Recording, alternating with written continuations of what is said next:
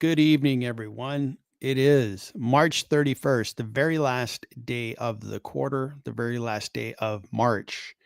And the market had a fairly interesting day today, opening up well deep into the red. It opened in the red, went deep into the red, and then it spent most of the day just trying to fight back, crawl back from the negative. And I applaud the S&P and the Dow for getting themselves into the positive. The Dow was up 1% after starting off in the red, and the S&P was up 0.55 after starting off in the red. So nicely done, Dow. Looks like investors moved to the more traditional stocks. The Dow has those old school stocks that everybody's heard of their whole life, and it looks like they won the day. It was good to see some green. It was a little demoralizing early in the trading session. I think, a half hour into trading, it looked pretty bleak. It was down quite a bit. The NASDAQ ended up in the red, but all things considered, it's kind of a win to see the NASDAQ really rally back. Nicely done. And as I'll show in the heat map, it was a day where small caps and non-technology sectors won the day. So when we look at the heat map, the stocks that probably were the explanation why the NASDAQ was down so much was first, NVIDIA was down 1.18%. Broadcom was down 1%. Microsoft down 0.9%. Amazon down 1.28%. And then Tesla was down 1.67%. Those are big caps. And when those go down, it's noticeable in the indexes. So those were the big explanations, but you could see that the rest of this heat map has a lot of green in small caps. Staples, as one would expect when it's such a scary day, people flock to these safety stocks. Let's get me into some Costco, some Walmart, some Procter and Gamble, some tobacco stocks, some Coca-Cola, some Pepsi. Energy did well. Oil stocks went up a lot today, like 3%. I was trying to put my finger on why. Two things that were going on. First, there might be potential tariffs on Russian oil. That might increase prices. But the one decision that was made and that might affect the amount of supply in the global market is Chevron was able to do business with Venezuela. And the current administration decided, hey, we don't want that to happen anymore. So they stopped that. Well, when you take that supply out of the market, maybe that had something to do with oil prices going up. Nonetheless, when oil prices go up, the shares of oil companies go up and they make more money. They make more money if there's a higher oil price. So energy stocks did really well. So there was plenty of areas where the day was pretty good. Look at financials, day was pretty good. So interesting. Industrials was kind of a mixed bag, right? We don't see a lot of green, consistent green. So for sure, Staples had a really nice day. Energy had a stupendous day. Utilities had a good day. Healthcare was okay. It wasn't great. Wasn't bad. So that's what we got. And a safety stock, in my opinion, is Apple. When people get scared, they go buy Apple stock. Everybody likes Apple. And they flocked to it. So that was interesting. Berkshire Hathaway had a really good day, up 1.19%. So the way we ended, not bad considering where the market went today. It looked pretty ugly, and then it came back and just narrowly lost money on the NASDAQ. Looking at the day, consumer staples did really well. I'm trying to figure out why they would list communication services as number 2, because I saw that Meta and Google were down. So those are the two biggest stocks in this index or the sector. And I'm going to question that number, but I'm not going to question utilities, financials. Energy was really good. Real estate, good. Healthcare, okay. Industrials, okay. And then materials, okay. Materials is the big surprise, right?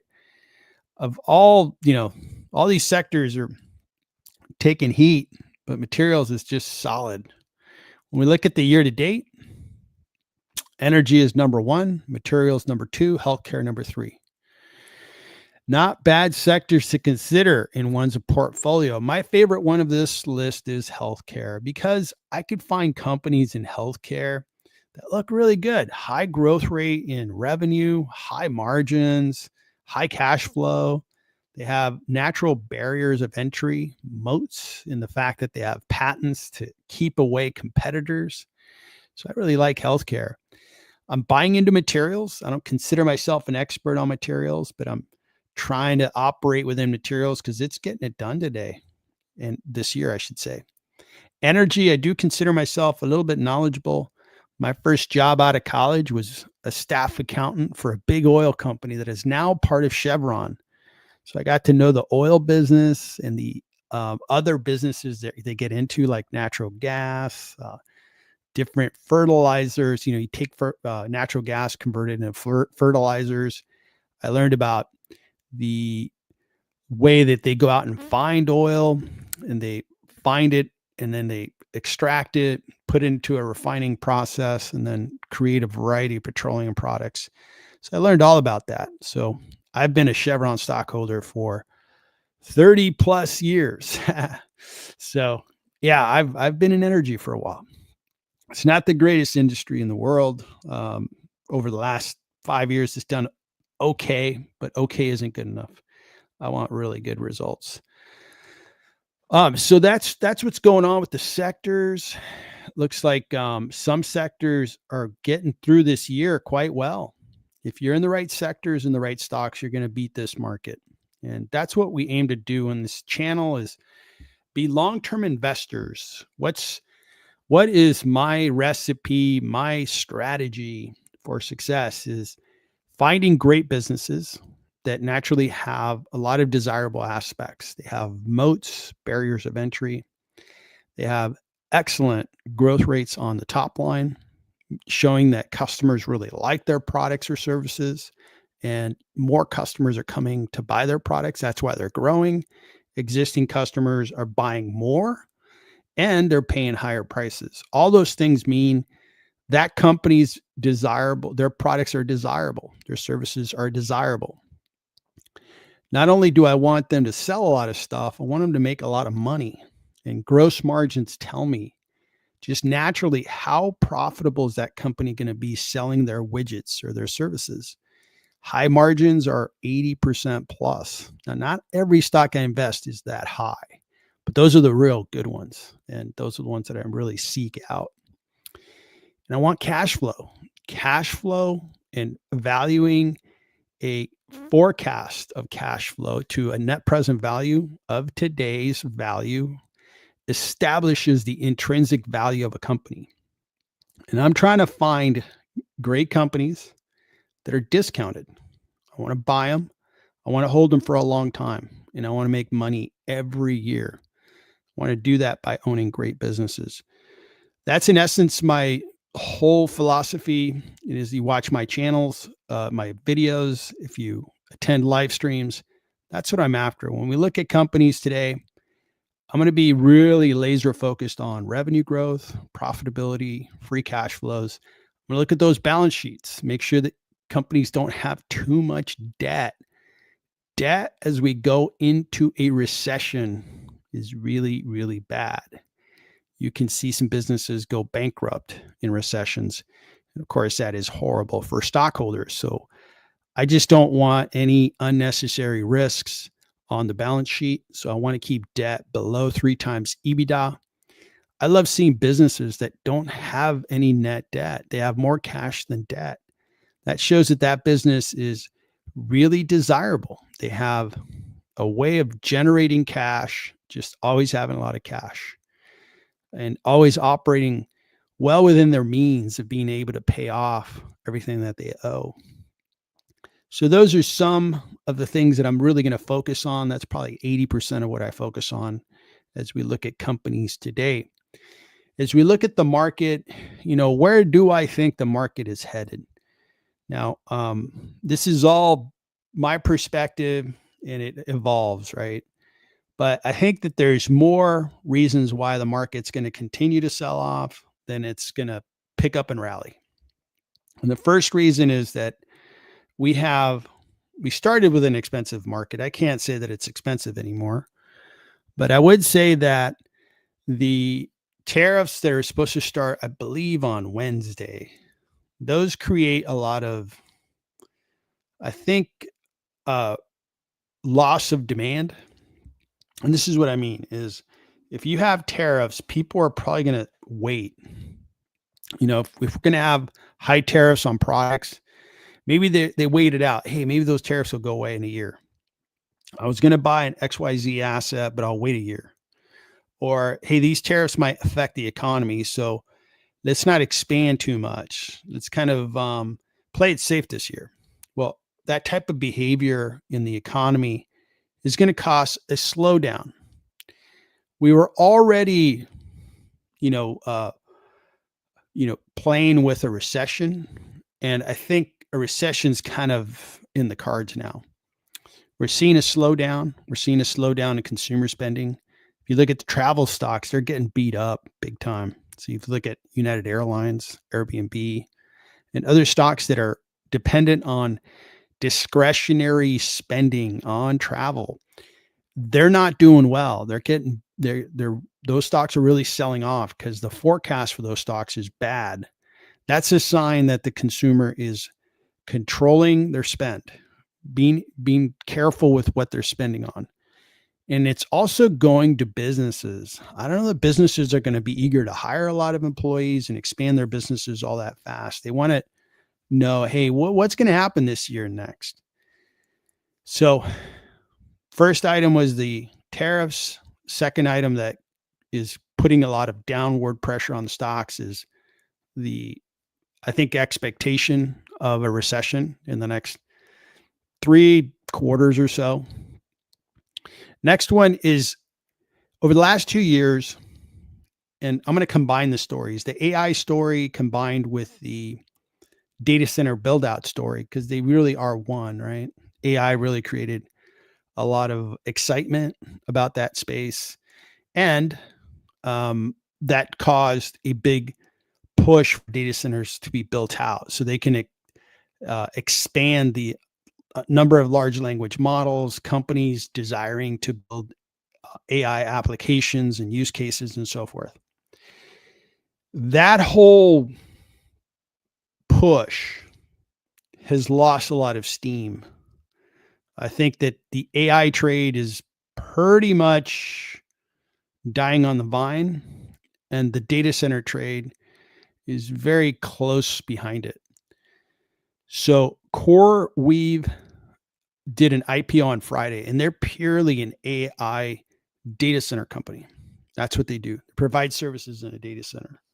And on Friday, they did their IPO with only a few hours of trading in that day. And NVIDIA had to come in and buy some shares because it was undersubscribed. It wasn't going to do very well, but NVIDIA bought shares. And I'm going to have 2 comments there. First, if we follow the CoreWeave stock into today, it really tanked today. It went down at one point about 10%. I think it ended up closing, better than that. But the point's made that was a big flop of an IPO. And that was a pure play AI company. If you would have IPO'd a year and a half ago, that thing would have exploded. A year ago, it would have been like worth $1 trillion. Now, NVIDIA rescued them. Now, here's something that I'm observing is NVIDIA products are all over that data center, CoreWeave. And NVIDIA wants companies like that to succeed so they can keep buying the NVIDIA product. So it's a little bit like NVIDIA is trying to prop up their own customers so that they can afford their product. That's a bad sign for NVIDIA.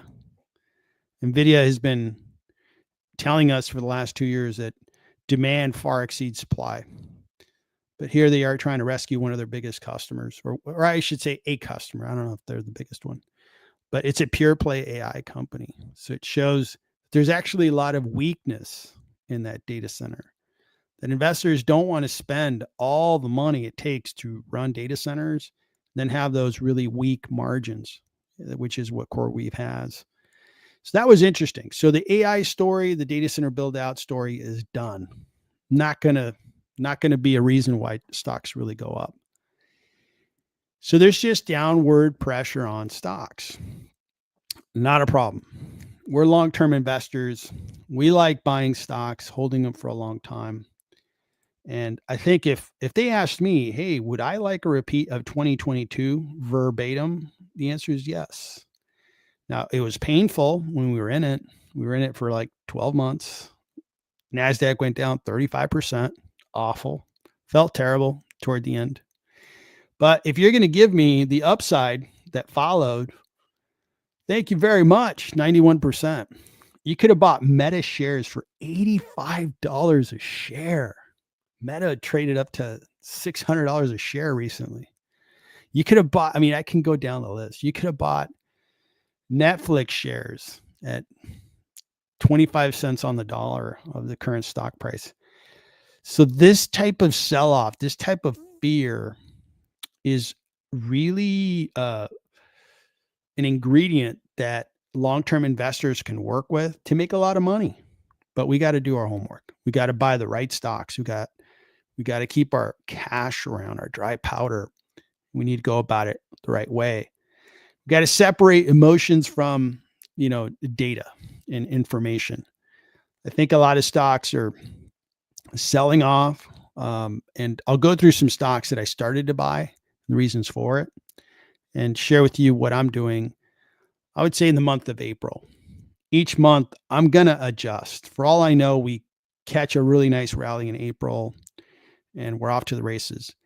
We are in a very solid correction. Okay. I think the market has taken its medicine. We're no longer just flying up without any regard for valuations. No, you look at the 1 year for the NASDAQ, this thing was flying. If I'd have ran this chart back in early February, this would have showed that the NASDAQ was up 25% for the 12 month. Now we're just up 5%. We're not too far from this thing showing negative red over the 12 month. So we've taken our medicine. Stocks have been, priced in many cases at fair value. Now the market sometimes will overreact. And once we have momentum to the downside, we may still keep going. And that's the opportunity. And they might be able to discount stocks even further. So that's what I'm seeing out there. We went over the sectors, the big cap stocks, the ones that made it through the day. Apple, incredible that they keep their value. Google Alphabet was up a tiny bit. Berkshire was up. Walmart was up nicely. And MasterCard was up nicely. All right. So I have, those are my opening remarks. Let me check the comments. It's good to have everybody. Thanks for joining.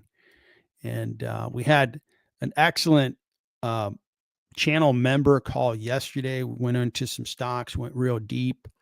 And I appreciate the members that attended yesterday. I appreciate all the members, the paid members that support the channel. Doesn't take a whole lot to support the channel. Please consider it. And it's very easy to find that information out. Let me take you to it. You found my live stream somehow on YouTube. So you just go back to my channel and you go to the join button right here. You click join and you have $25, different perks. For example, on this live stream, if you're a member, your name is highlighted in a different color, and I put a member request ahead of all other requests just to show my gratitude for people who are supporting the channel. There's also, we have 3 different calls, 2 on the weekdays and 1 on the weekends to talk about stocks, and we talk on a conference call. so we can really talk through things. So please consider it. I'd appreciate your support on that. All right. So looking at the chat, we've got Jao Rocha. Very good to see you. You want to take a look at Constellation Software. I have noted that, and please be a little patient. I'm going to get through a number of stocks and the member request, and then I'll hit the free viewer request. So please hang in there. And Android PC, good to see you. I think you commented earlier and wanted to know if I was going to have a live stream, and here I am. Really appreciate your interest, and I appreciate you watching my videos. Genetics Smite, very good to see you. Android PC, I want red, cheap stocks. Very good. I think I'm right there with you. Till the end, good to see you. How do I feel about Google now? Well, let me look at it a little later. I think Google is a terrific business, and I'm a buyer of Google. But I could show you a little more. I'll show you the fundamentals that I see. Mike, the dividend investor guy, how are you, sir? You were down a little bit today. Well, there's always tomorrow, buddy. So you want to look at Adobe and AMD. Glad to go over those. Adobe and AMD. All right. Thanks for tuning in, Mike. Liam Bell. Do you like Zscaler so much? Why do you like Zscaler so much? I have a buddy who works at Stevens Investment Bank in their cyber division.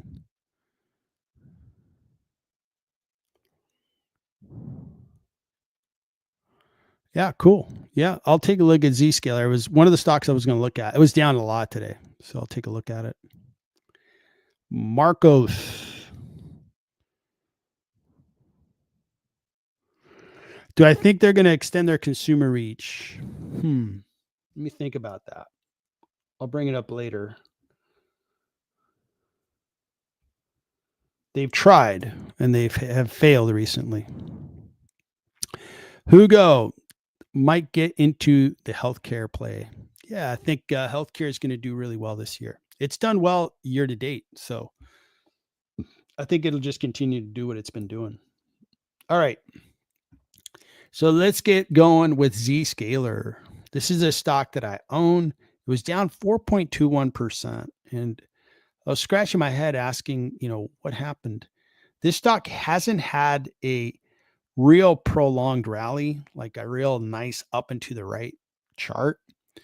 It had a really nice run a couple years ago, but since then it hasn't really gone up and to the right for a long period of time. And the company is in a really hot space, right? Cybersecurity is just really important, and businesses will pay for it, individuals will want it, and so forth. This market cap's $30.7 billion for this company. Investors are paying 14 times revenue roughly for the company, which is a little expensive. And the forward PE is 61, expensive.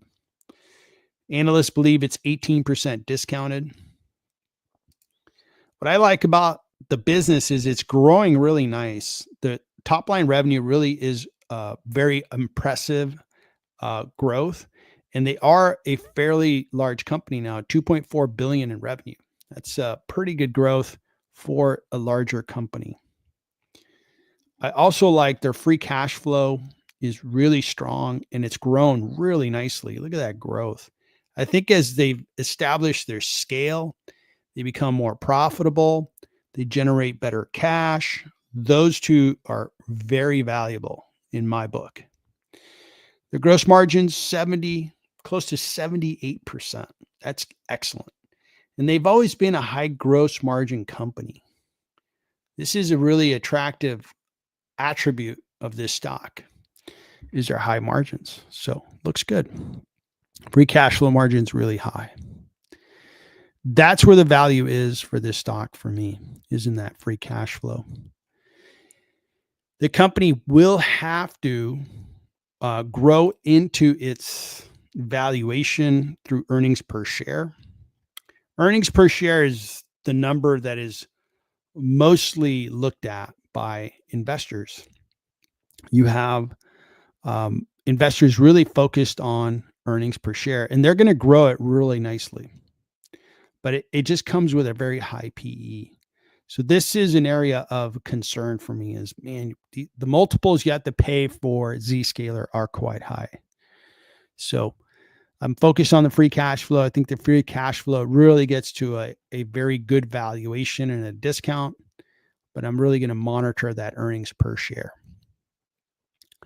I'm going to take a look at their valuation that I've produced for the company. And based on free cash flow, the stock is discounted by 30%. They have really good free cash flow. I'm going to grow it by a very reasonable amount of 25% per year in the first 4 years. And then after that, grow by 4%. Now, these are probably conservative numbers, but I'd rather be wrong to the upside. Hey, they're better than I expected versus, I was just too optimistic and I'm going to lose some money.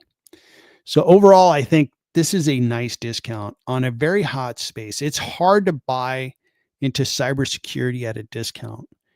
It's just really hard. But I think most investors and business people know this is a very desirable, important business is cybersecurity.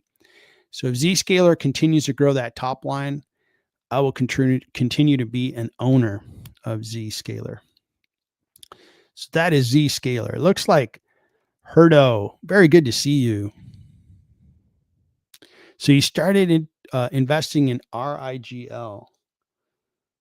Very interesting. Let me take a look at that stock. I'll look at it in a few minutes. Very good to see you. Thanks for joining. So let's go into some of the member requests. And we'll go ahead and start with RIGL. This one is Rigel Pharmaceuticals, and this is a stock that another member found and analyzed, and then I analyzed it as well. And I put my analysis on my YouTube channel. This is a small cap company, 321 million in market cap, revenue 179 million. So you're paying less than 2 times revenue. See, we just saw Zscaler, you're paying 14 times sales. Here you're paying less than 2 times sales. This is a pharmaceutical company, forward P of 15. Looks really good. Analysts are really liking the stock, believe that it's really discounted. We look at the 1 year, the stock's doing okay, 21%. You see this real steep rally they experienced in the November timeframe. Incredible. Their growth is really impressive at 54%. What makes this stock a little hard to value is they just got cash positive. So it's always hard to set up a trend because you're just working with very limited positive data. But they are cash positive. They're growing really well, 54%. That looks excellent. Their margins are going to expand. It looks like they've expanded to 76%. Beautiful. That's just beautiful margins. So overall, this is a really, really good looking stock. Rigel it's a small cap. I think it could really explode. These small caps are the ones that can double, triple, quadruple in value very fast. And this one can definitely get there. It hasn't done a lot over the last couple of years, but you could see that a couple of years ago, this thing was red hot. It was up to $45 a share. If it got up to those levels again, then we'd see investors more than double their money, close to 250% rate of return if we got back to those stock prices. And the company's a lot bigger than they were back then. They have really executed really, really well. So Rigel is a really exciting business. I think it's overall just comes with very high discounts. If you look at their cash flow, this was the best forecast I could put together for them. And I think they're discounted on cash. and they're discounted on earnings per share.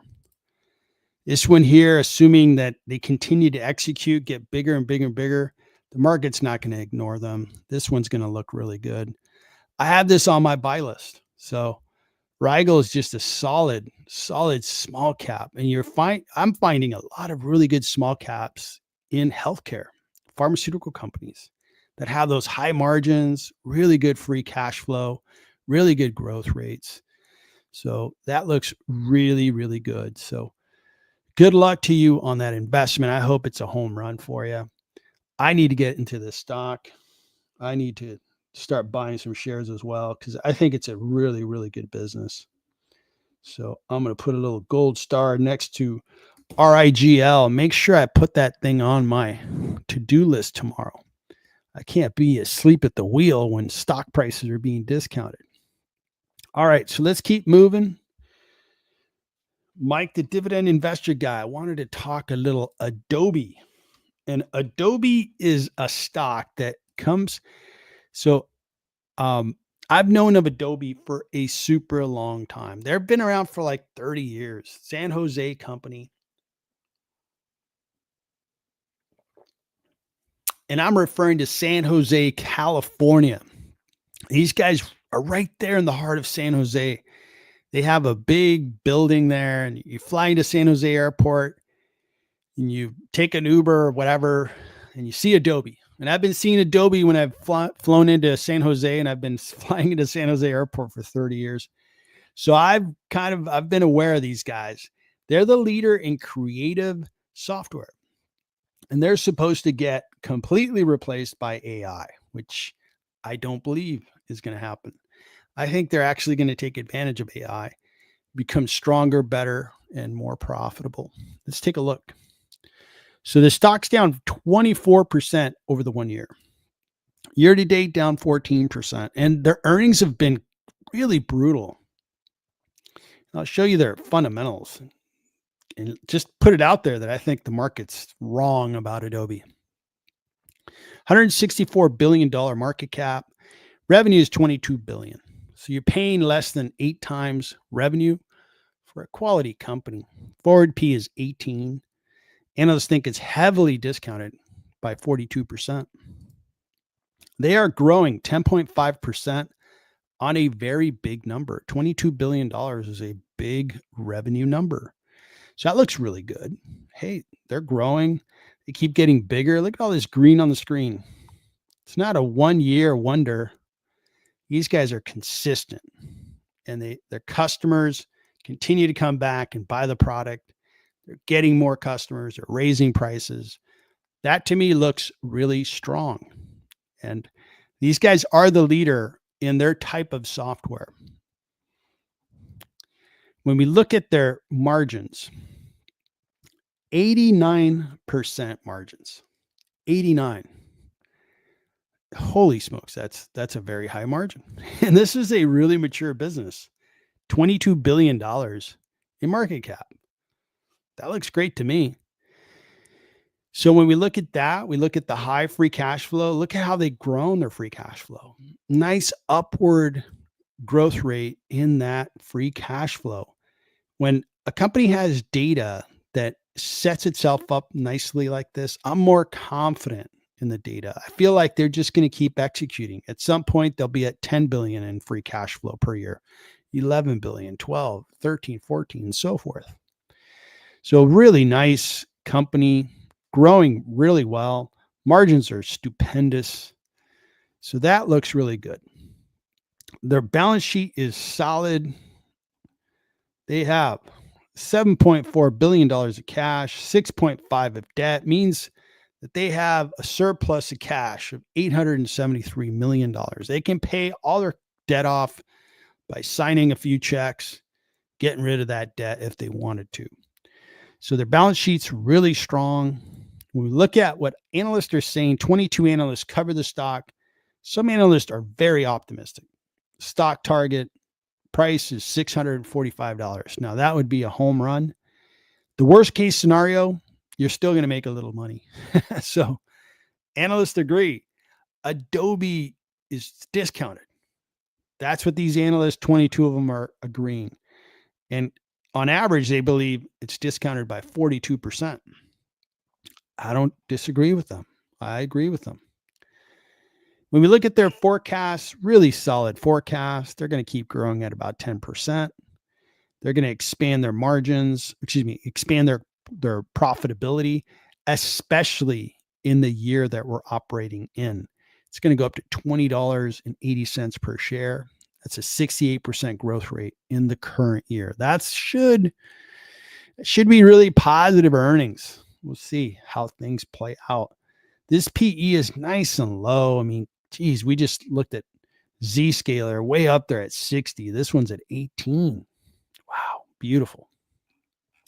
So Adobe is a stock that I think is, in my book, very dependable. These guys are a winner. They've been getting things done for many years, 3 decades that I've been a part or aware of the company. And when I look at a valuation of Adobe, I think it's discounted by 57%. I think their cash flows are wonderful, really valuable. When I get a net present value of those free cash flows, it drives just a really high valuation. Earnings per share look really good. Collectively, it's a 57% discount on Adobe. So I'm buying Adobe. Adobe's a great stock, great company, great moats, great barriers of entry. It's everything that I want in a stock. The market has it wrong on Adobe. And someday it'll wake up and it's going to rally around Adobe. And I will benefit when that happens. It may take a year for that to happen. I don't know, maybe 2 years. It might take 2 weeks. I can't tell you when. I can just say that based on my analysis, it's a really nicely discounted stock. So that analysis on Adobe concludes a quick review of Adobe. Again, just to summarize how I look at stocks is I'm trying to look at the free cash flow of a stock, get to a net present value. This is what most super investors look at. If you look at Warren Buffett, this is what he does. Charlie Munger, the late, great Charlie Munger. If you look at Pat Dorsey, this is the basis of the value of a business.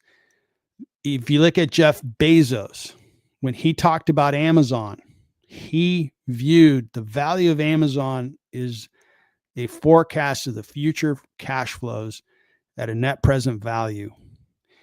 That's what these guys are all focused around. So I focus on getting an intrinsic value of those free cash flows and being able to make a decision, buying great businesses below an intrinsic value. In this case here, Adobe is 65% lower than its intrinsic value. So it's a solid investment for me. And that's what I'm going to be doing with Adobe. AMD. AMD is not my favorite stock. It's certainly grown its top line revenue over the years. You see these growth rates are awesome. Now, semiconductor is an industry, a sector, I should say, where I've made terrific amounts of money. I took an investment in TSM and really made a lot of money. I tripled my money on TSM and I walked away with a really nice couple $100,000 gain. So thank you, TSM. Now that was a number of years ago. And then more recently, Broadcom, I walked away with a really nice gain on Broadcom. So I like semiconductor. And AMD over the years, when I value it, I see the growth, good stuff.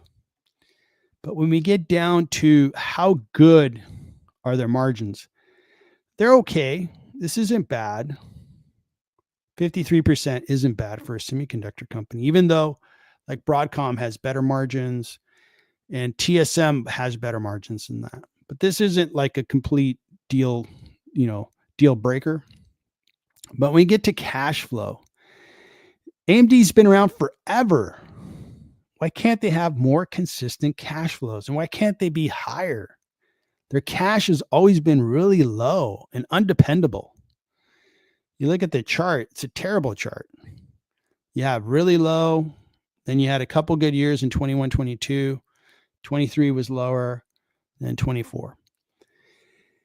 If I took this number and multiplied it times 20, 24 times 20 is going to give us 48.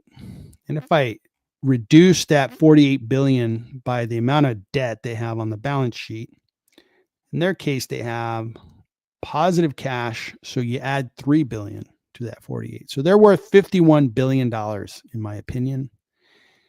51 billion. And the market cap's 166. So I can't get there using cash. There's no way I can get there. But when I look at an alternative in semiconductor, like Qualcomm is the semiconductor stock that I'm buying into. Qualcomm does show me that I could buy shares at a discount when I compare the intrinsic value. See how much more cash Qualcomm produces? 13 billion versus 2.5 billion. AMD's historically just been a terrible cash flow generating company. Qualcomm is way up there, 13 billion. That's really, really good. So obviously a forecast when you're starting with those kinds of numbers, and these guys have been growing their top line, just gives me a far richer net present value for all those cash flows. So it shows a very big discount of intrinsic value of free cash flows versus the current stock price on Qualcomm. So back to AMD. There's no rule that I have to buy AMD. And there's no rule that I could, within semiconductor, compare all the peers. Pick the best one. And the best one being, which one am I getting the best value for an excellent business? And right now it's Qualcomm. I've invested in Broadcom, but Broadcom got too expensive. Here's their intrinsic value. I started investing in Broadcom when they had a market cap at 250 billion. And I sold them when they were like at 500 billion. And they kept going up. They still went up to 778. They were a $1 trillion market cap company. They've lost a lot of value and they continue to lose value. And I think they're going to continue to lose value because they're priced too high. But I'm answering the question on AMD by showing two peer companies and showing how much more. Look at this cash that Broadcom produces, 21 billion. AMD's been around longer than Broadcom. They've been around as long as Qualcomm. Qualcomm's really old business, and they started in the communications business around phones, mobile phones, doing the semiconductors for that. They also have a pretty strong defense business, communications around defense, aerospace and defense. So AMD is it's just not a stock that I believe in. I think their valuation is always based on the growth rate on the top line. Well, yeah, it's great, but cash is really the weight of the value of a business. And when I weigh the value of the AMD cash flows, I come up way short compared to their current market cap. So it's a complete sell on AMD for me. Not the first time I've shared that on this channel. Every time we look at AMD, I come up with that conclusion. All right, so let me catch up on a few comments. Herdo, thanks so much for joining and for asking about Rigel. Impulsive Hamwich, good to see you. It's been a little while. Very good to see you again. As of today, I'm 2/3 invested in China equities, 1/3 cash. You've made a good return on China. Very nicely played. It certainly is. The Chinese stock market as a whole is outperforming the U.S. stock market. I'm not that deep into it. I own Alibaba, Futu, and then a ETF, but I tip my hat. If that's what your portfolio is, you're probably doing quite well. Brandon KC, AEM. Not familiar with that symbol. Put it on there. I put it on the list. Please be a little patient. I'm trying to get through some stocks, and I'll get to that one a little later. Jay Zav, is ARM good for the long haul? That's ARM Holdings. All right. I'm going to put that on the list. I can't answer that one off the cuff. ARM is kind of a new stock. So I got to get my head around their fundamentals again. Curious about your thoughts on LEGH. Not familiar with that one, so I'll put it on the list. Bearlight, so you are selling Pfizer? No, sir. I'm not sure where you heard that, but the short answer is no. And the longer answer is I bought shares today. So not doing that. All right. So let me keep rolling on evaluating stocks. We got through Zscaler. Let's talk about CVS. So I like stories like CVS, and I'll tell you why. So obviously CVS over the last couple of years, it's been really, really rough. If you're going from $108 a share down to $44 a share, it's rough. But it's not about, if we invested just looking at the rearview mirror, it's like driving just looking at your rearview mirror. You're going to wreck into a lot of things. You're going to miss a lot of things. You got to look through the windshield, look forward, and look at the rearview mirror on a stock to judge, have they been executing well? What were the problems they had in the past? They fixed those problems. So year to date, this sucker is a winner. Absolute winner. 51%. Nicely done. The combination of why this stock is up 51% is healthcare is working in 2025. This was very undervalued. And the business has really healed some of the problems they had, fixed some of the problems they had. Let's get into it. Market cap of this company is $85 billion.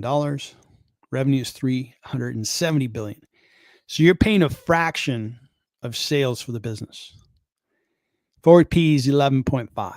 Beautiful. Dividend, almost 4%. Wonderful. I like, dividends is a plus. I don't value businesses on their dividend. But if they pay a dividend, that's all right. A little walking around money doesn't hurt. Analysts have been trying to keep up with its, appreciating stock price. They think it's fairly priced. They'll probably be improving those price targets because the stock's been doing so well. Now, even though the stock has really had a tough time for years, there's a lot of green on the screen when we talk about their revenue. The revenue has been growing. So we have a business in CVS who has grown their business. This is 24, so I guess it'd be 7 years ago, they were 194 billion. Now they're almost twice as big. That's some pretty good compounded growth on the top line. So that's getting it done. That is CVS showing that, hey, we are the dominant company that provides pharmacies predominantly in the U.S., and they've grown to provide healthcare services in their locations. Some locations that provide like doctors and nurse practitioner visits for their customers.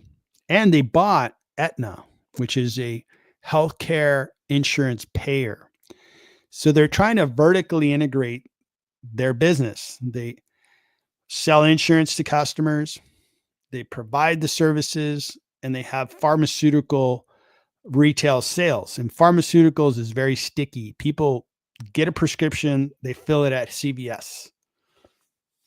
And you get a convenient retail business, meaning you're in a CVS for your, pick up your prescription and you're like, hey, we're low on milk. You go get a gallon of milk. Or, oh, geez, I'm short, some shaving cream. Boom. Your incidentals and cosmetics and so forth. It's a favorite place for me when I need to get a birthday card, right? It's easy to get in and out. Go there, get a card for whoever's birthday it is or whatever occasion that is. So that type of retail has a very good margin. Let's take a look at margins and cash flow and so forth for CVS. So cash flow, $6 billion. It is lower than previous years. They've been trying to improve this business, fix some of the problems, even though the last couple of years, the cash flow was excellent. And then when we look at the dividend is there, they can afford it. Profit margins are light because they're a retail business predominantly around pharma. So those pieces look okay. It's not a super high gross margin business. Again, it's predominantly because it's pharmacy retail sales. But this is the cash flow that made them more valuable, 3 times more valuable in the past. If they can get back to 10 billion in free cash flow, there's no way around it. The market is going to see that. Right now, they're valued at $85 billion for the market cap for the company. Now, looking at what analysts believe in the company, 16 analysts, they think it's fairly priced. Some analysts are optimistic at 81, worst case scenario, 58. I like this section of stock analysis because it tells me the growth rates that a number of analysts agree on or would put out there. And there's 30 that are commenting on 2025, 28, 16, and then 7 on 2028. We're seeing that the business is going to continue to grow. So the growth rate is going to continue. The earnings per share, and we are in this year in particular, up 63%. So I think the stock is really booming for that reason, that investors see that, hey, this business is really going to improve their profitability. And the market's already reacting to it. I think it's going to continue to rally for 2025. And I'm glad that I own the stock. CVS has been it's really neat to buy a stock when the chips are down and you buy it at the right time. And then you see that this business really was worth more. It's a true value investor kind of mentality of buy a quality business that really is important, really does have a lot of value, and buy it at a good price and then reap the rewards. And that's what I'm doing. When you think about the moat, these guys are the biggest pharmacy business in the US. It's a necessity. We can't do without pharmacies. We have to have them. Where are we going to get our prescriptions? We're going to get them mostly at CVS. And some of their competitors have pretty much failed and have gone away. Rite Aid, bankrupt. And that creates more demand for CVS.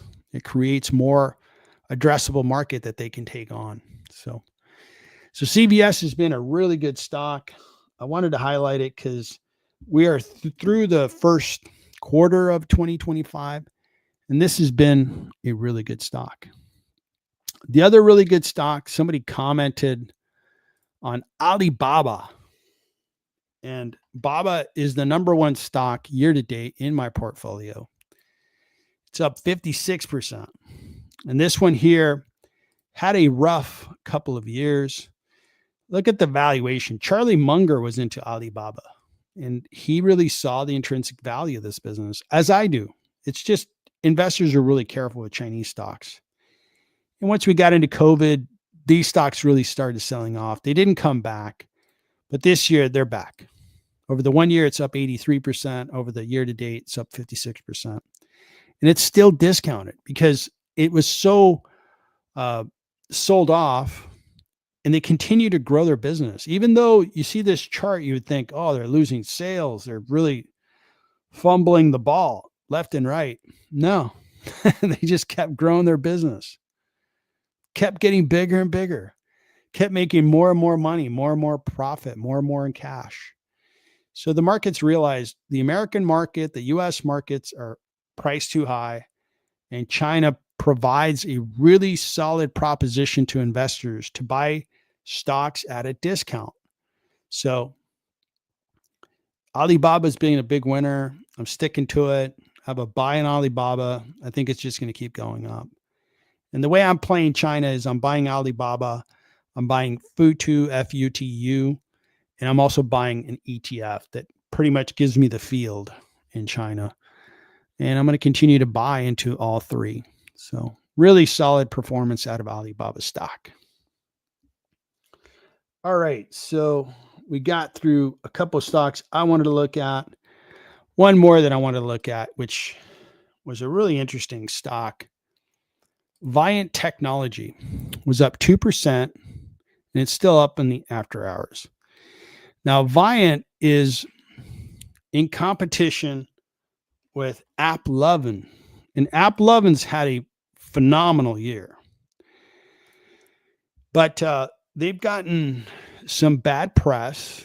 They have some short sellers that are now questioning their ethics around how they treat user data. And they're questioning that, hey, they're using user data kind of in the not following the rules that you're supposed to be following. You can get yourselves in trouble. If anything, advertisers don't want to break the rules because then they get punished by the EU, the US government, and so forth.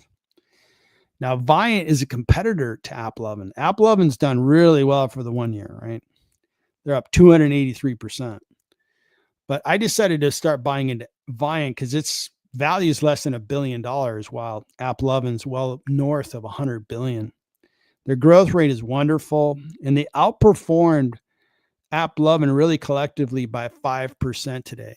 So while AppLovin was selling off, Viant was picking up new shareholders. So that looks really good. And I think Viant's a terrific business. They're really small. They're less than $1 billion market cap, $289 million of revenue. Forward P is 22. They grew really nicely in the 12-month growth. The margins continue to expand. Be nice to see them expand those margins up to maybe 70, 80%. I think as they get bigger, they can probably get there. When I value Viant, I really come up with a nice discount. This is a stock that I think that these small caps can double fast because the market cap's so little. So long as investors keep discovering this stock's really going to fly up. So Viant is really discounted on cash by 99%, well below intrinsic value based on free cash flows. Then the blended value, once you look at their earnings per share, 68% discount. So I'm really liking DSP, really liking that I started buying into that investment. And I'm going to keep buying shares. I think it's really going to have a nice 2025. All right, so let's keep rolling. Let's get into some of these stocks that were requested. I know you've been waiting a while, but here we go with CSU. And that is Constellation Software, a Canadian company. Constellation Software, together with its subsidiaries, acquires, builds, and manages vertical market software businesses to develop mission-critical software solutions for public and private sector markets. Okay, let's take a peek at their website just to get my head around what these guys do. It's a pretty big company, 45,000 employees. They're headquartered in Ontario, Canada.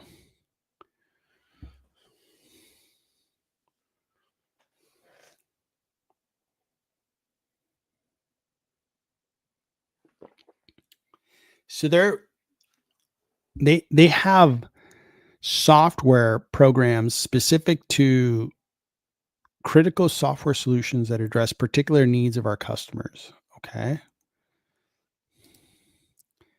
So they have Valaris. This focuses on like agriculture, Harris, utilities companies, Jonas, Bella. I've never heard of these titles. Okay. So they're kind of a conglomerate of software,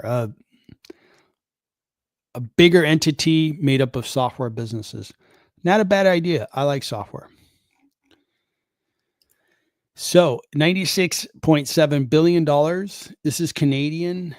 I think Canadian dollars and US dollars are close to the same, right? Oh no.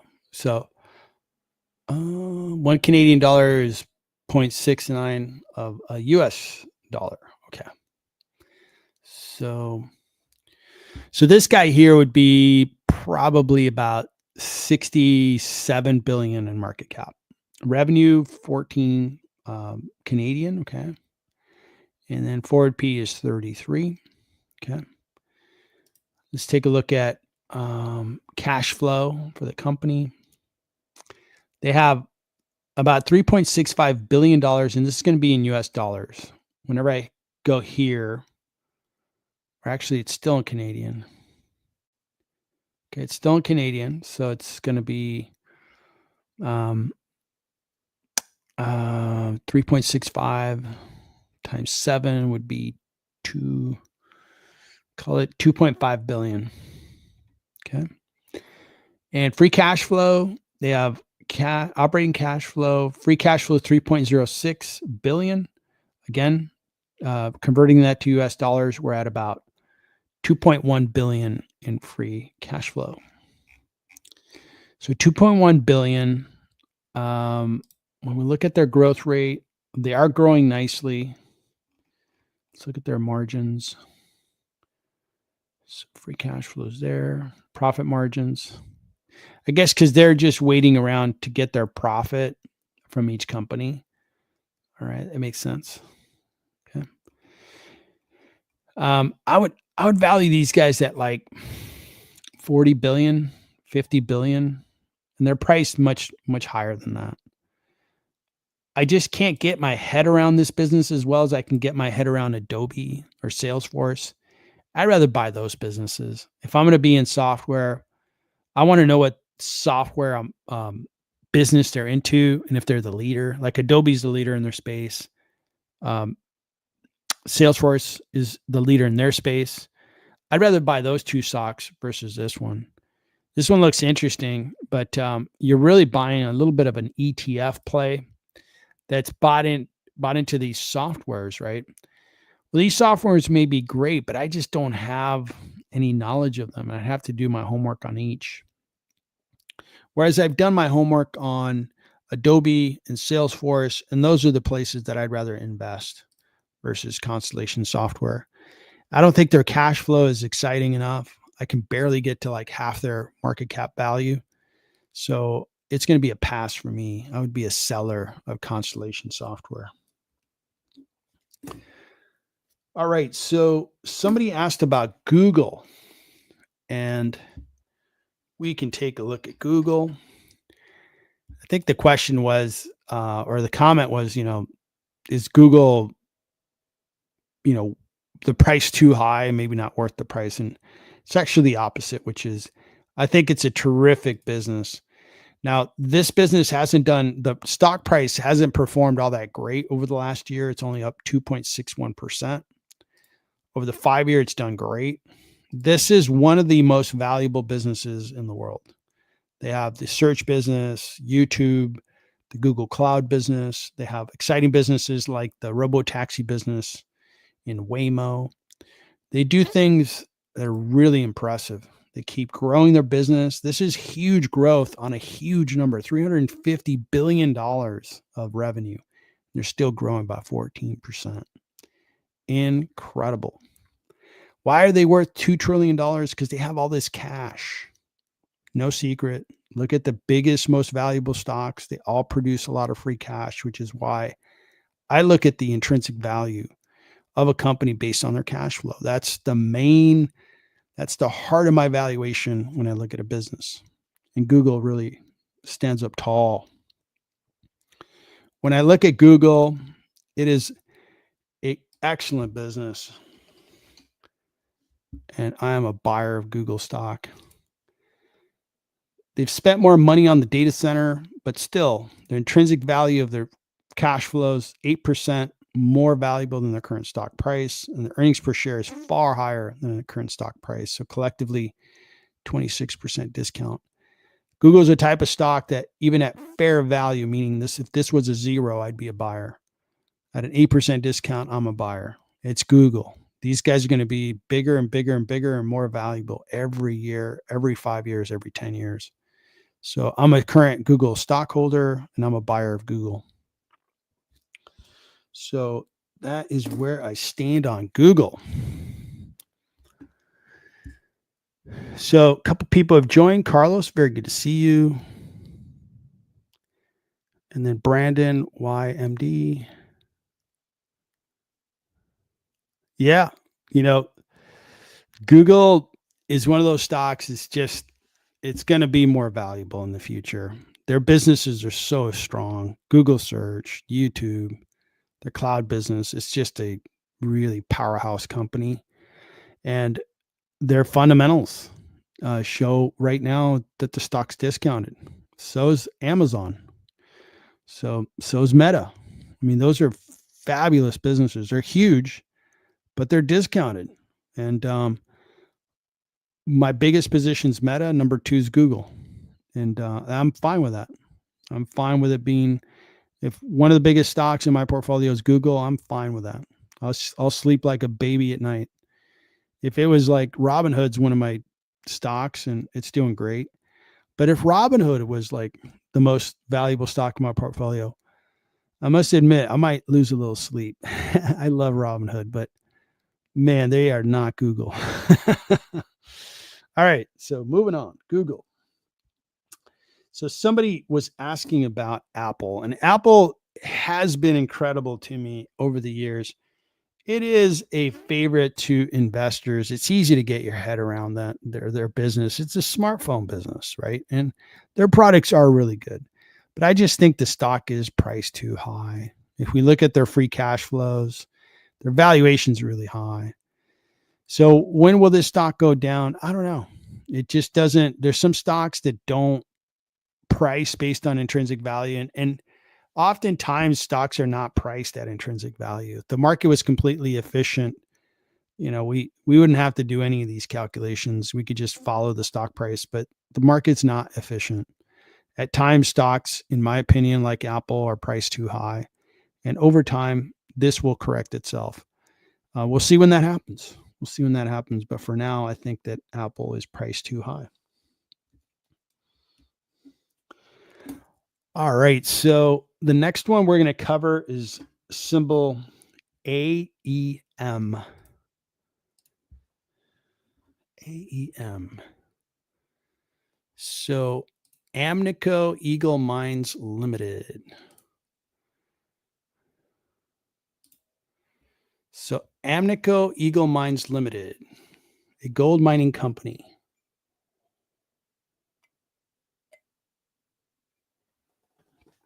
So they're looking for gold, silver, zinc, and copper. Really valuable. They're located in Canada, Australia, Finland, and Mexico. They're headquartered in Canada and Ontario. Okay. This space has been working. Boys have been working. And year to date, 38%.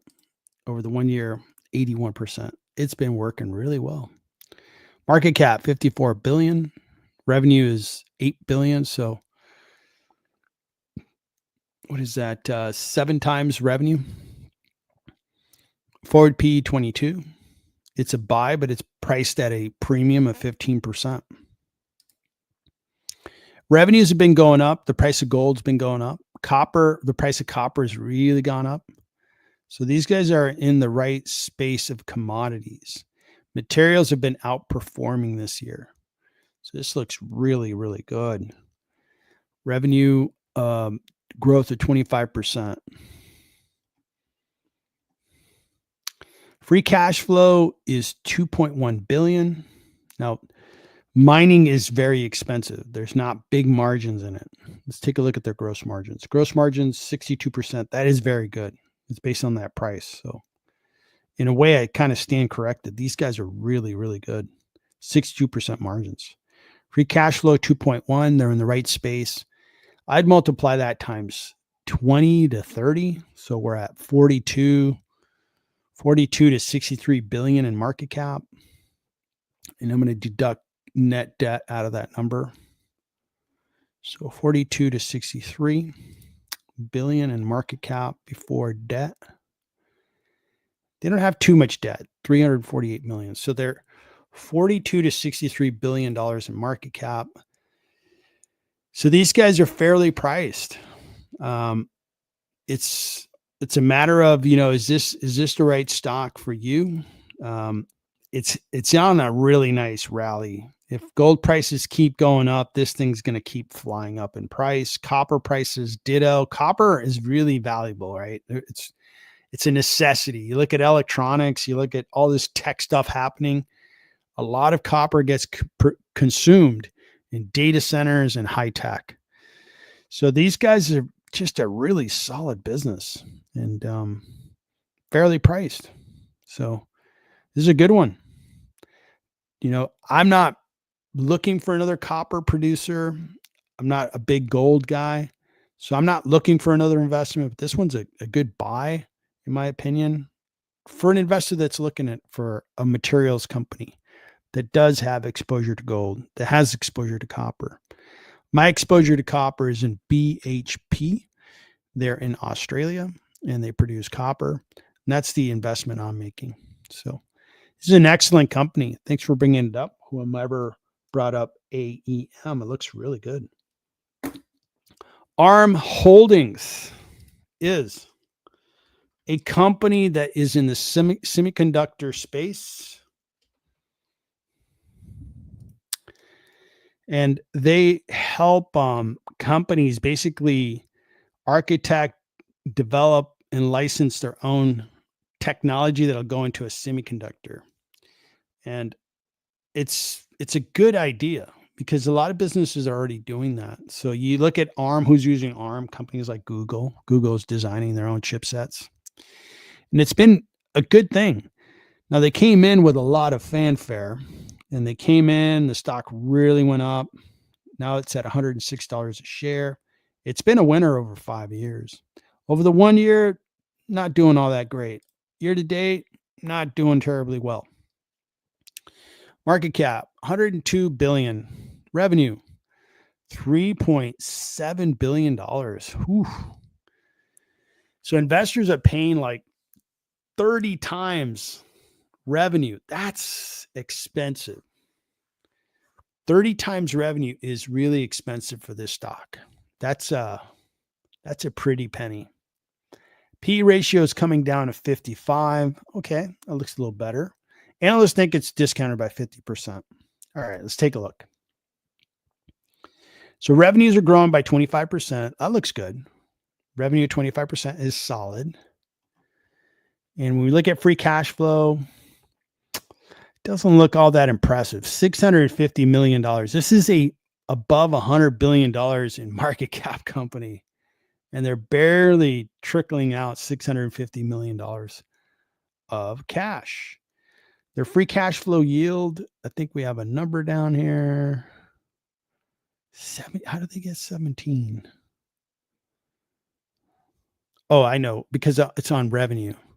But if you compared the free cash flow and divided it by market cap, you would get less than 1%, which is really bad. Okay, so that is their free cash flow, 650. I round up to $1 billion and I multiply it times 30. I get to 30 billion. But their market cap's way up there, 112 billion. I like semiconductor, but I already went through a talk track. Qualcomm gives me far more cash. They give me far more value than this one. And this stock has really not done nothing for a couple years. With the IPO'd. So they IPO'd back here. They IPO'd in 2023. So we're about a year and a half into this company. And I guess what I meant to say was from February 26, 2024 to the current year, they haven't done anything. I think investors are trying to figure out how valuable are these guys going to be. If you're going to produce that kind of free cash, you're not going to be that valuable. There's lots of semiconductor companies like Qualcomm, even TSM can deliver awesome free cash flow compared to this. Investors will just buy the alternative in semiconductor. Semiconductor is not a easy place to invest right now. You have Nvidia really collapsing, Broadcom collapsing, TSM and so forth. Those guys are really losing a lot of value, and these guys are probably going to ride that downward trend along with the rest of the semiconductor companies. So thanks for asking on ARM. Let's handle L. Is it LEGH? Legacy Housing Corporation. Did I get that right? Yeah, I got it right. And these guys are up 17% for the 1 year, up 2% here.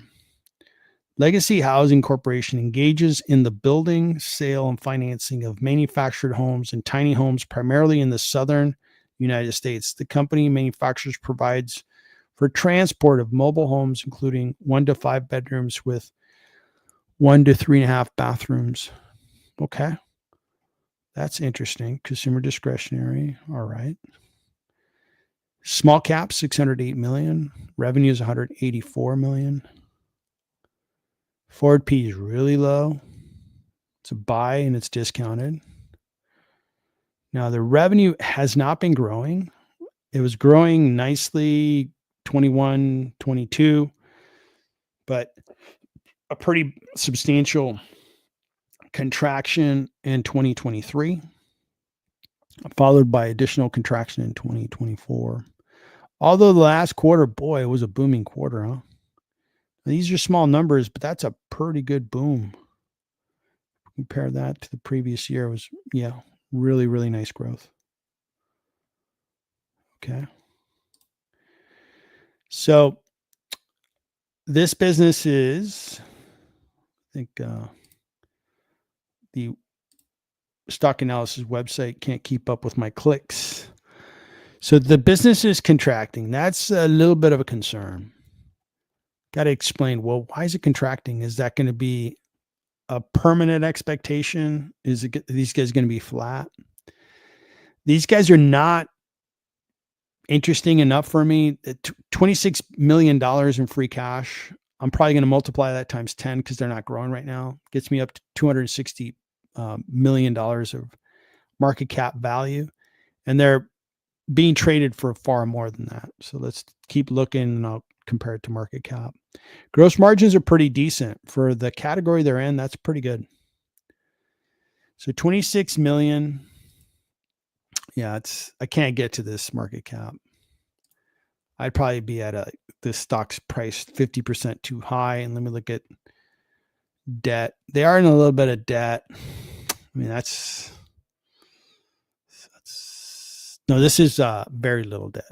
$247,000. Okay. Okay. So that's not much.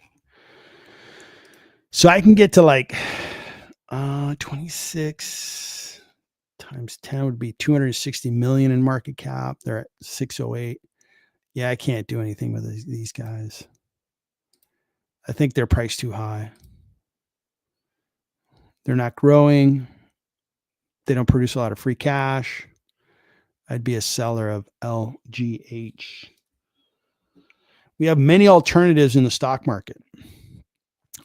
We don't have to buy, a business that we think is kind of good. Fundamentals are bad. No, buy a business that you think is awesome, where the fundamentals are great, and you can find that great business like Google, Amazon, Uber. These are great businesses. Few people would argue that. And if we could establish that, hey, we have an intrinsic value based on our own, like in my case, my own analysis, I say, I believe the intrinsic value is this level. If they sell me shares under that, I'll buy them. Great. Then you bought into a business you believe in. You bought it at a terrific price, and you stand to make very good money over the long haul. So that's the whole strategy that I deploy, and it's really worked for me. Thanks for asking about LEGH. I appreciate that.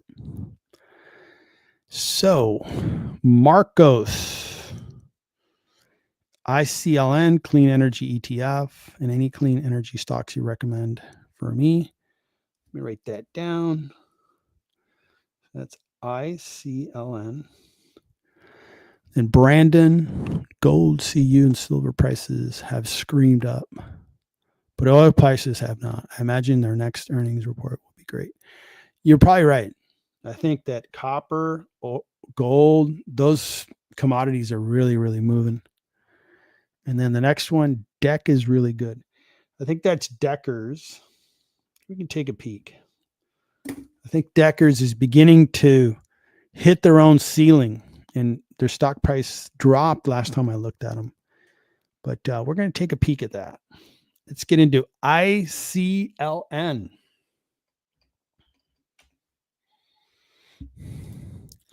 iShares, Global Clean Energy.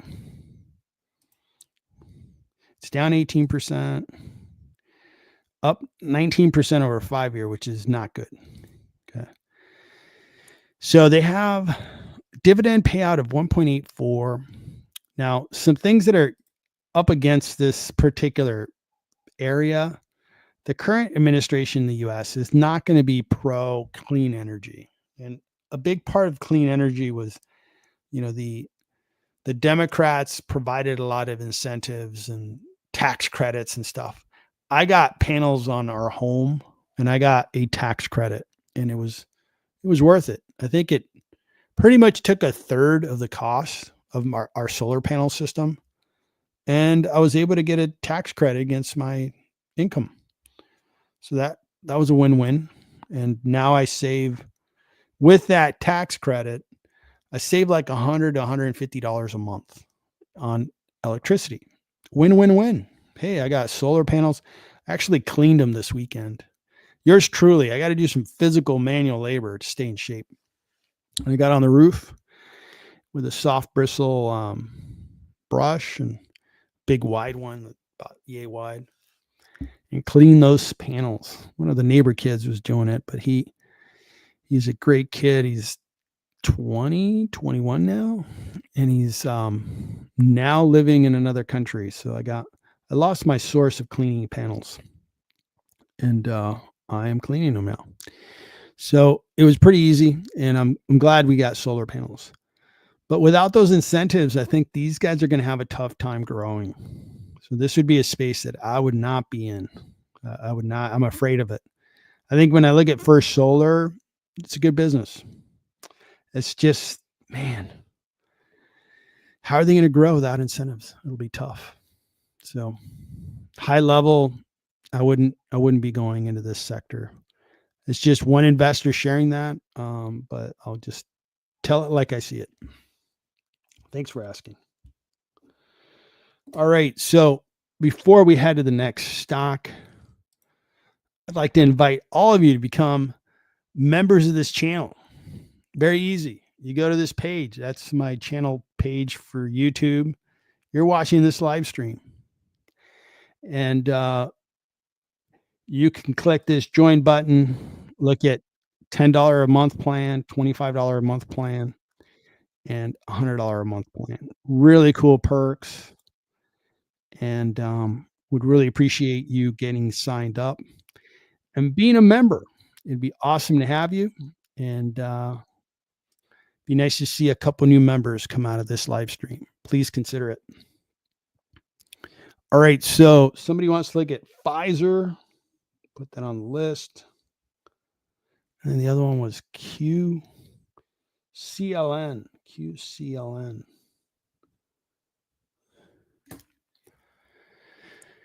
All right. The next one on the list is Deckers. And Deckers does shoes, footwear.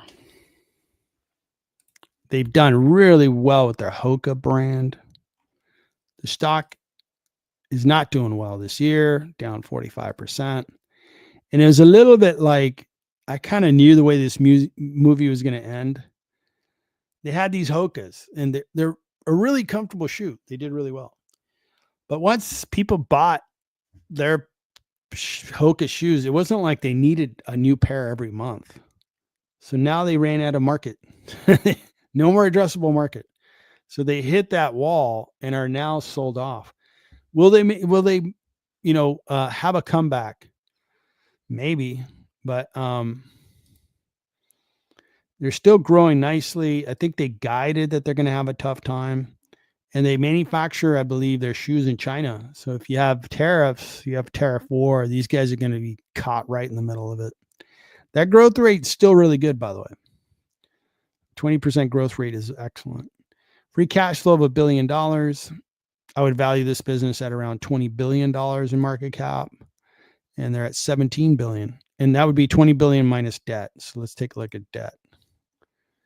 So 20 billion minus debt. They have $2 billion of cash.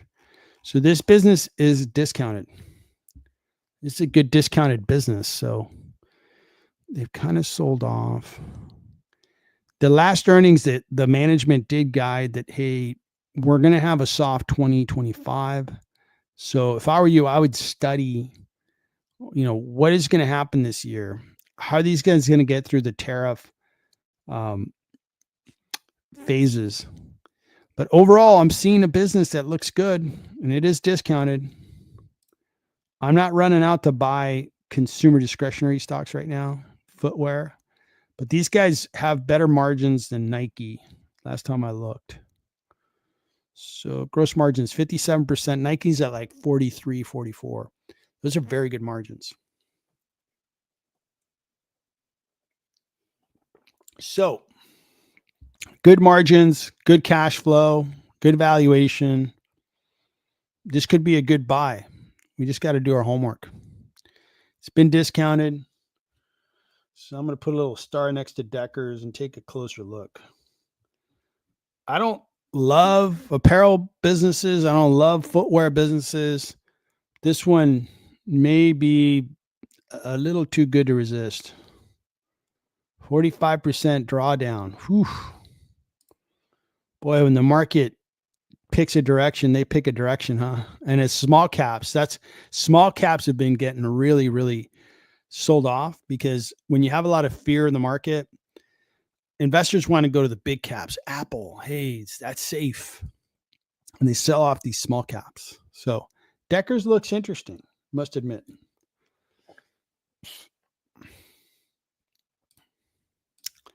Pfizer is a big bet that I have. I think they're going to do good this year. It's good to see them up on a day like today. They've had a rough couple of years. They created the vaccine. Their stock really took off. Once we knew that we weren't going to need the vaccines forever, stock sold off and never came back. But this year, they're down 4.5%. The market's down further. And I think this stock's really going to start working because the market is kind of using the rearview mirror to value the stock. This is the quarterly. If you look at the quarterly, they're beginning to grow their business really well. This is a big company, 17.7 billion in revenue just in the quarter. So that makes them $65-70 billion company growing at 22%. That's really good. And they produce a lot of cash. So I think when the market catches up with that, this stock's really going to work. So I've been loading up on Pfizer. That's my story on Pfizer. I really like Pfizer. I think they're kind of like CVS, misunderstood, sold off. And boy, when it sells off, nobody wants to buy it. And then once it starts working, everybody wants to buy it.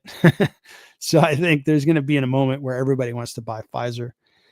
Their earnings are less than 30 days away. I think it would be exactly 30 days from today. All right. Go Pfizer. Looking forward to it. Hopefully they come in with a positive earnings. They pay a 6.79% dividend and they can afford it. So you can wait around being paid a nice 6.79% dividend. And I think this stock's going to double in value in the next 2 years. And that's my expectation. Not financial advice. Any stock I talk about, I'm not suggesting you buy, hold, or sell it. I'm just sharing with you what I would do. So Pfizer, I am positive on Pfizer. I like Pfizer. QCLN. That is Goldman Sachs. Clean energy. I think I shared my comments on clean energy. Wait. Why am I seeing like currencies here?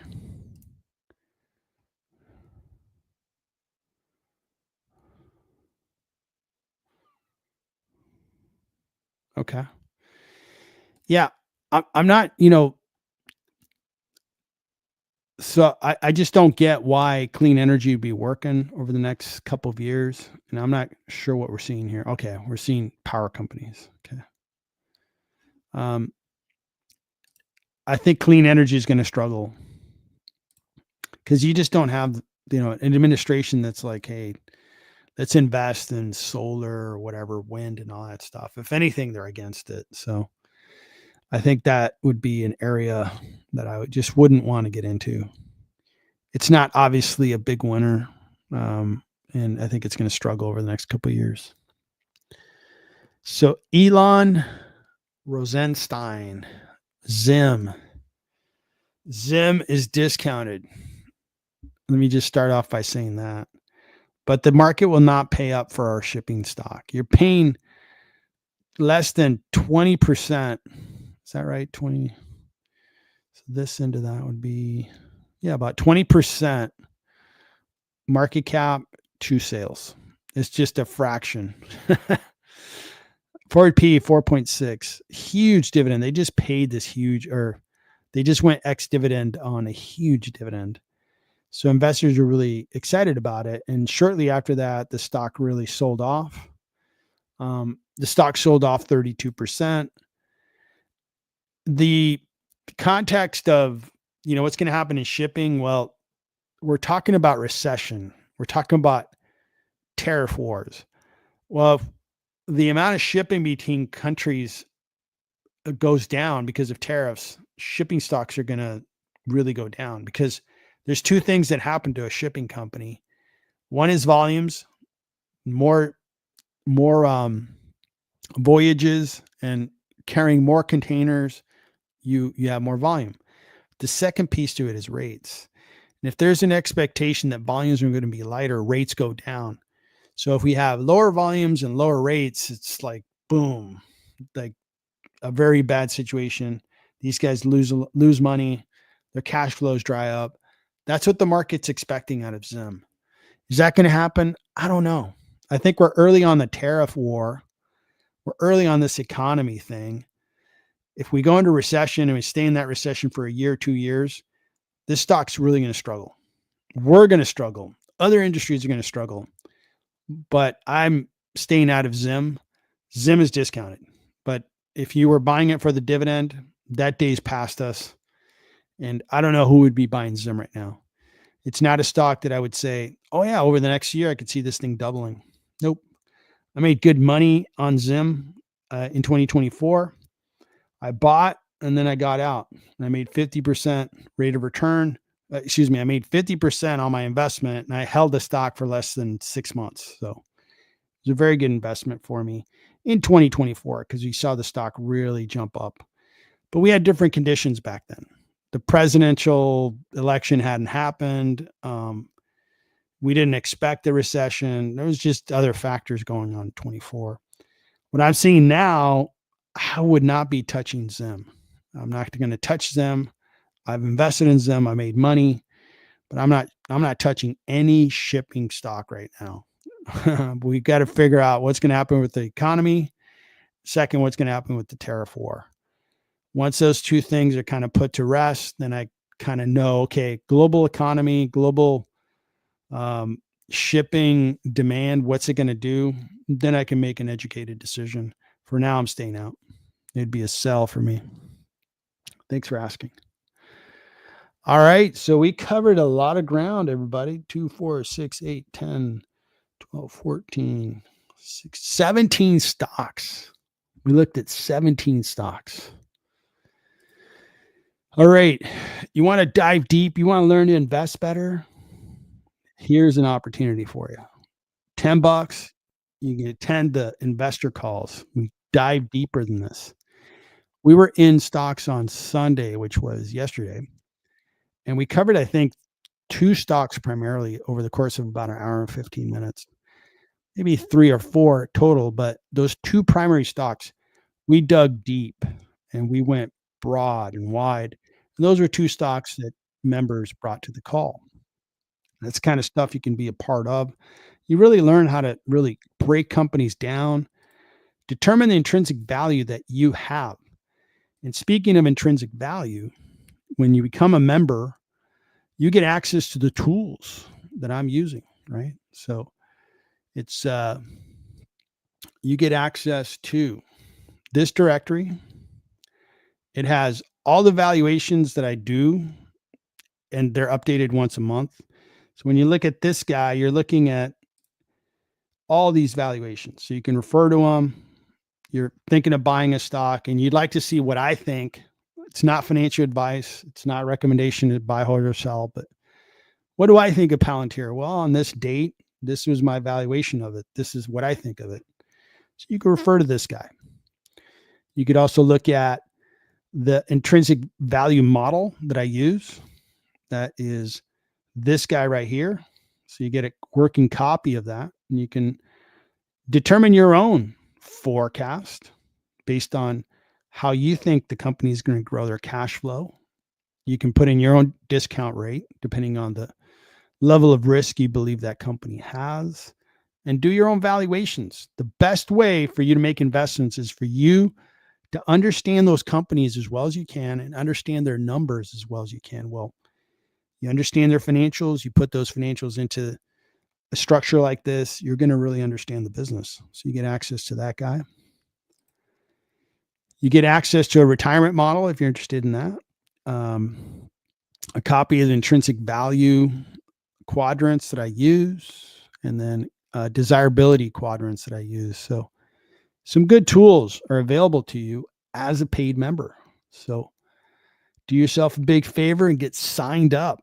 I think you'll really benefit from it, and it'd be great to have you. So, all right, everybody. I think that's a good place for us to stop. Let me look at the pre-market really quick.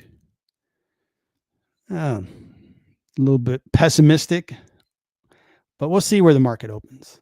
I wouldn't be surprised if we keep selling off. I think there's plenty of fear out there, but you never know. For all we know, we have a nice rally tomorrow. We'll see. And tomorrow will be the first day of the second quarter. The last piece to my, I think my bearish outlook, I'll just call it what it is I think when we get to the earnings season, it's going to be negative. I think companies are going to come in and first have negative results where they didn't achieve the growth they were looking for, the profit they were looking for, the cash flow they were looking for. And they're going to guide down, hey guys, we're going to struggle. We're going to struggle because of this, because of that. I don't think anybody's going to blame the tariffs because I think the president will go after them. But they're going to basically guide down and say things don't look too good. So I think when we have that type of sentiment, stocks will sell off toward the end of April when we have these big names announcing their earnings. I'm not expecting go like NVIDIA coming out and saying, oh, demand is just insane. That isn't even working anymore. That's what they said in the last earnings, and the stock sold off violently. So now they're probably going to come in and say, well, you guys are right. Demand will be limited. It'll probably begin to fade in a year or two, and then that stock's really going to tank. So I think that's what I expect in 3 weeks. And I've got some cash ready to go. I'm going to try to be a good steward to my portfolio. I've got a big bond that's going to redeem in 2 weeks. That's going to give me more cash. So I'll be ready with dry powder, ready to go and take advantage of those really, really low stock prices that will eventually come. So good live stream, everybody. Thanks for attending. And I hope you all have a good night and good luck with your investments.